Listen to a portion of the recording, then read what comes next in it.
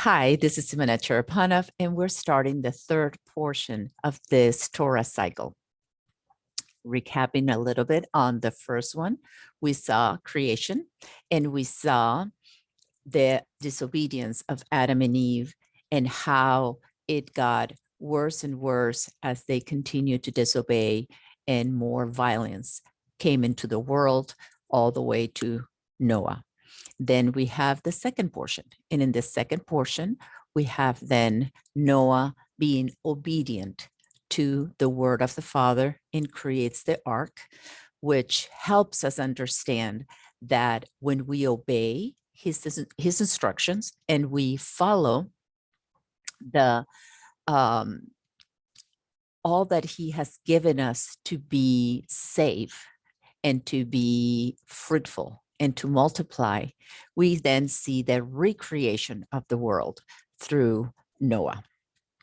And then it takes us all the way up to Abram. And at this third portion, we'll see the life of Abram, what he did, how God creates a covenant with him and with all of us, because it's with all the nations, everybody that would follow after him. So we see a personalized now walk. What does that look like for us? So I'm going to use what it's called Lecha is the name of this portion, means go for yourself in a nutshell, written by Chabad.org. And it says, God speaks to Abram, he hasn't changed his name yet, commanding him, go from your land, from your birthplace, and from your father's house to the land which I will show you. There, God says he will make you into a great nation. Abram and his wife Sarai accompanied by his nephew Lot, journey to the land of Canaan, where Abram builds an altar and continues to spread the message of one God. A famine forces the first Jew to depart for Egypt. He's called actually there a Hebrew, where beautiful Sarai is taken to Pharaoh's palace. Abram escapes death because they present themselves as brother and sister. A plague prevents the Egyptian king from touching her and convinces him to return her to Abram and to compensate the brother revealed as husband with gold, silver, and cattle. Back in the land of Canaan, Lot separates from Abram and settles in the evil city of Sodom, where he falls captive when the mighty armies of Chedorlaomer and his 3 allies conquer the 5 cities of the Sodom Valley. Abram sets out with a small band to rescue his nephew, defeats the 4 kings, and is blessed by Melchizedek, the king of Salem. God seals the covenant between the parts with Abram, in which the exile and persecution of the people of Israel is foretold, and the Holy Land is given to them as their eternal heritage. Still childless, 10 years later, their arrival in the land, Sarai tells Abram to marry her maidservant Hagar. Hagar conceives, becomes insolent toward her mistress, and then flees when Sarai treats her harshly.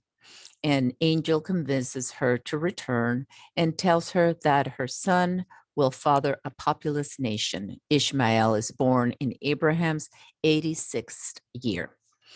13 years later, God changes Abram's name to Abraham. Father of multitude is what it means, and Sarai to Sarah, it means princess, and promises that a son will be born to them. From this child, whom they should call Isaac, will laugh, is the meaning of it, will stem the great nation with which God will establish his special bond. Abram is commanded to circumcise himself and his descendants as a sign of the covenant between me and you, said God. Abraham immediately complies, circumcises himself and all the males in his household. That is this portion in a nutshell. There are 6 chapters. Now, one thing that I would like to cover, because we're trying to see how our Father restores, right? That's the name of this channel. So we're going to, one of the ways that we can interpret the Bible correctly is by the first mention. So words that are used for the first time, we will highlight and we will see how they're used. So that way, every time that word is used in the future, we will know, oh, okay, this is what that means. This is how it fits in context with the Bible. And we don't take things out of context. So with that said, we're going to start looking into what are those first words that we see. And in that chapter 12, we see the first chapter of this portion. It is the first time that our Father reveals himself as El Shaddai. El Shaddai is the word that is mostly translated as God Almighty, the all-powerful, the nourishing one. Because of that word nourishing, it is attached or illustrated more as a motherly property of nourishing, of providing. So when he says he's El Shaddai, he's saying to us, I will provide for you. I am your protector. And we see there, which is very interesting, also the first time that the word plague is going to be used now in scripture. And it's interesting to see that it almost looks like a micro Passover before it actually happens later on with Moses, because there is a famine in the land, which we know that's how the Jacob ends up going down to Joseph goes first and Jacob ends up going down to Egypt. So there's a famine in the land. Then because of the beauty of Sarai, then Pharaoh takes her, and God brings upon them and him and his kingdom a plague, and he doesn't touch Sarai, which is very neat to see, because who are we? We are the bride of Messiah. We are God's bride. So he protects the bride through this plague so that she's not touched. So think about that. What does that mean nowadays that we are living a plague? How are we to be protected through that plague so that we are not touched? We need to stand by our principles and our convictions and know that we belong to God. We have been made in his image. He created our DNA, and therefore we need to protect that. So however that means to you, if you have ears to hear. Okay, so then we have and there's 6 wheels, I will. So we know that also in Passover, it happens too. And these are the 6 I wills and 7 declarations that God actually makes with them. It says, I will show you the land. I will make you a great nation. I will bless you. I will make your name great, to be a blessing to others. I will bless those who bless you. I will curse anyone who curses you. And by you, all the families of the earth will be blessed. So when you see this, at least when I see this, it's interesting to me, and it reminds it's there to remind me. Let me put it that way. that he is the one who shows the land. He is the one that will make us great. We don't need to make ourselves great. He does. He is the one who blesses us. He is the one that will make us great. But for what purpose? He makes us great so that we would be a blessing to the nations. It's not so that we have a good name. No, we are here to be a blessing to others. We are here. He says also that he's the one who will bless those that bless us, and he's the one who will curse those who curse us. So we don't have to be going around cursing people, and we can all, obviously, we're called to bless others, but it is affirming, reassuring to us to know that whether we do it or not, our Father is blessing those who bless us, especially when there are, there's some people that bless us and we don't even know they're blessing us at the moment, but we know that our Father is blessing them for doing that. And then my favorite is that all the families of the earth will be blessed by what our Father is doing through us. Okay. So then we have in the 12th chapter and the 13th chapter, we see now is the first time that the word Hebron is used as a place, it's a city in Judah. And we see the first time that an altar is being built and the name of God is being named. He's being addressed as the one being worshipped from at Noah.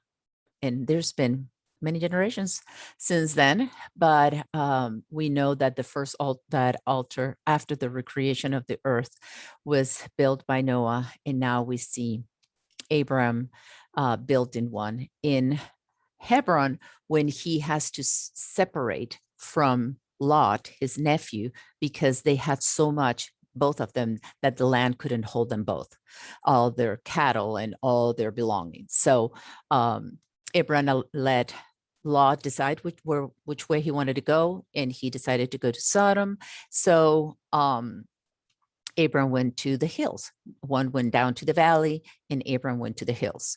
And at that point, after they separate, God says to Abram, he says, I will give you the land, this land, to your descendants. To show them the land, just get up here and see as far as you can see. I will give this land to your descendants. And I'm so glad that I don't have to fight for that land, that our Father is fighting for us, that land, and he will give it to us. Whatever God says, I will, he will do.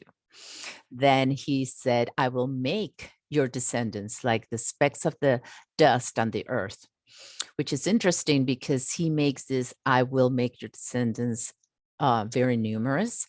The first time that he says it is right here, and he uses dust. So keep that in mind before we go to the second time he says that. And then he says, I will give you everywhere you walk. I love the thought of whenever time we go anywhere, it's not just in the land, but we have authority given to us by our Father. And everywhere we walk, we should be claiming every place for him.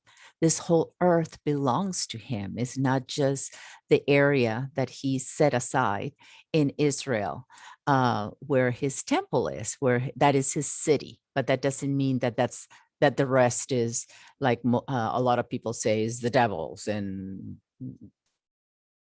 it all be destroyed and whatever they say about that. It is God's. He made it all. So that's our authority that we have in his name.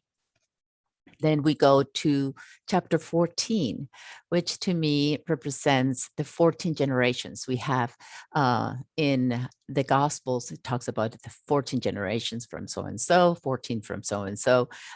We'll go over that. Well, actually, my husband will go over that when he does his part. But there we are, is the first time we hear the word Hebrew. So he is actually called for the first time Abram the Hebrew. And Hebrew means to cross over.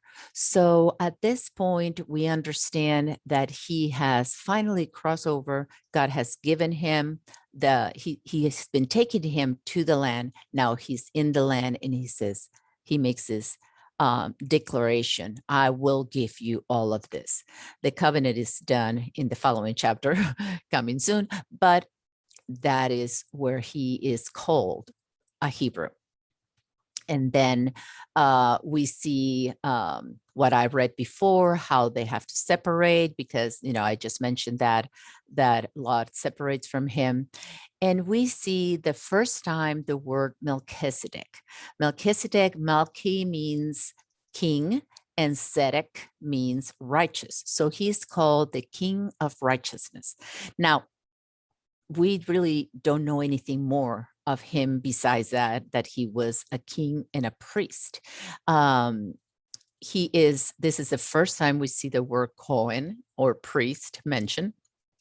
And when he comes to bless Abram at this point, he brings out bread and wine. So this is the first time we actually see bread and wine.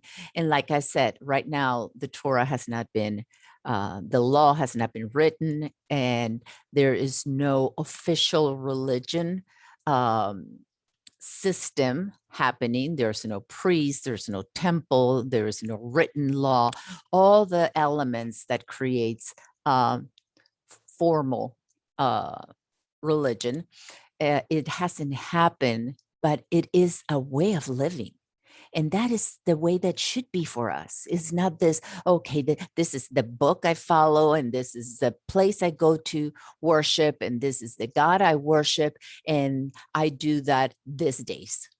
Because that separates God from the rest of our lives. That should be, this is the way I walk from Monday to Sunday, and this is the type of life I live, whether I'm in a house of worship, or I'm in my house, in my bedroom by myself when nobody sees me, or I'm going to the grocery store where strangers are seeing me. I should be the same. I should be walking the same way, not like, oh, I'm the church, so I need to look this way, act this way, talk this way. No, I should be talking that way, acting that way, and living that way everywhere I go, whatever I do. And that's what I like about this portion, that in this portion, we see all these elements, the bread and the wine. We know that he is a king and a priest, but there is no mention of anything. We know that he is a Hebrew. Abraham is called a Hebrew. He has a God that has provided, protected him, and fights for him, and all this, but it's a personal walk. There is no name of a religion or anything. It's just us and God. He is the creator of the universe. He created me in his image, and his breath is inside of me. It's keeping me alive. The moment that I don't breathe anymore, his breath will go back where it came from, and I will go back to the dust where I came from.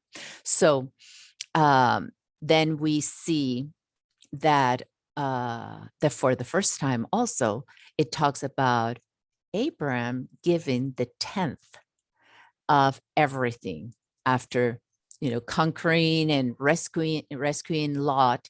They have this all this riches that they're taking from these kings that they had taken from them, and he returns them back, and he gives to Melchizedek, this king priest, he gives the 10th of everything. So it's the first time we see tithing being written and actually walked out.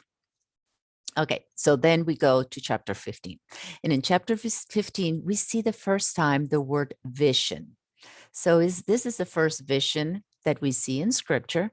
And this vision is God himself. Our Father appears to Abram in a vision, and he says to him, "Don't be afraid, Abram. I am your protector." So we see the first dream is our Father calling his son by his name and telling him that he is his protector. Please remember that your name has been given to you by God. He spoke you into existence and placed you in the womb of your mother. And he tells you, don't be afraid. I am your protector. Then we have the second time that he says that he will make him as numerous this time as the stars, which is really interesting because the first time he said like the dusts, the specks of dusts of the earth. So what is earth? What is dust? Is earth, right? So we have the you will be as numerous from the realm of the earth. And then the second time he says the stars in the sky. So we know that he will also be numerous in the spiritual realm. So it's not just all the people in the world, but spiritually, he will make his spiritual children also as numerous as the stars in the sky. And then we have and it's the first time that the word smoking fire pot and flaming torch is represented by God. That represents God. So this is the first time that we see him as all-consuming fire. And it is when he does the covenant of the parts. So he has he asked him to get this animals, cut them in half to face each other and put them, he would make a drench and put them right facing each other, each half. And that was the way that covenants were made. So then the two people making the covenant walk through that blood that is going into that place between the parts, making them, when you cut something in half and you put them facing each other, it's like, this is between you and me, my face against yours, looking at you. And this, what the two people would walk through the blood, and what they would be saying with that is, if I fail, I die. It will be my blood. If you fail, you die. It will be your blood. And we know that this time in this covenant, our Father doesn't make Abram walk with him. He puts him to sleep, and it is the fire of God going in between those parts. So face to face, that's what intimacy is, when I am face to face with my beloved. And the fire of God is what's going in between, and he is making that covenant. And he's saying, I know you will fail, but I will die for you. God never fails, so he doesn't have to. But there is one that has to die for us because we failed. Abraham and everybody behind him has failed God in the things he has asked us to do. So that is just a beautiful way to represent that. And let me just finish up here with the last time when we're talking about, so he changes, as I read before, he changes the name from Abram to Abraham, from Sarai to Sarah. And he tells them that they're going to have a child, and that promise to be a numerous and populous nation is going to come from their womb, not from Hagar's womb. But well, I probably should go back a minute, because what happens is that he did say that the first time about the dust, and Sarah got a little impatient and decided, well, I don't think this is going to happen. So why don't you take my servant? And he does. And they have Ishmael. Now we see that at this point, they finally enter the land, and there is a 10-year of difference when finally Isaac comes into the picture. There is a delay, so to speak, of this promise. 10 represents testing, because they didn't, or she didn't believe. And just like Eve didn't believe what Adam had told her, don't eat from that tree. And she is asked, and she says, well, I'm not supposed to eat, and not even touch it. So she adds something to it, because those things were said, God said those to Adam, and Adam told Eve. So here we are again. God is talking to Abraham, and he's telling him what the promise is, and Sarah is not believing it, and she makes other provisions to make it happen, and we have Ishmael at this point. So this is the second time, just like Adam listened to Eve, so did Abraham listen to Sarah. And we have that God not only makes promises to Abraham, he makes 6 promises against 6 I wills to Abraham. He makes 3 I wills to Sarah, and he makes 5 I wills to Isaac. So talking about what those promises are, that is in chapter 17. It's a wonderful chapter. I hope you can read it from beginning to end. In this portion ends with the circumcision of the physical representation or sign of this covenant between God and Abraham and all the nations, all of us that are standing here in the faith, that was made in the flesh.